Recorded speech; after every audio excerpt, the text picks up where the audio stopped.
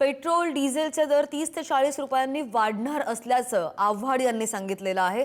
शरद पवारांच्या राष्ट्रवादीचे नेते जितेंद्र आव्हाड यांनी असा दावा केलाय।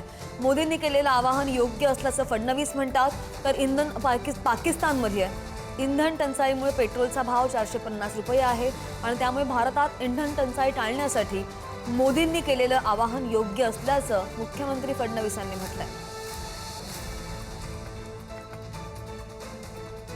पेट्रोल डिझेलचे भाव पुढच्या काही दिवसांमध्ये 30 ते 40 रुपयांनी वाढवण्यात येतील।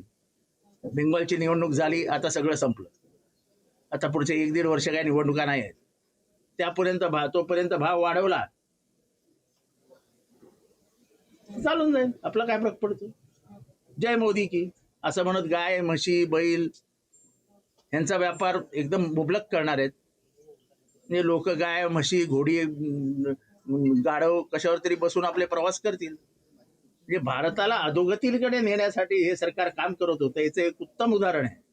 आपल्या बाजूला पाकिस्तानमध्ये पेट्रोलचे भाव 450 रुपये इतके वर गेलेले आहेत। अनेक देशांमध्ये पेट्रोल डिझेलची कमतरता आहे। आपल्या भारतामध्ये माननीय प्रधानमंत्र्यांमुळे पेट्रोल डिझेल गॅस सगळ्या गोष्टी आपल्याला मिळत आहेत। पण मोदीजींनी सांगितलेलं आहे की आपल्याला अनिर्बद्ध वापर करता येणार नाही।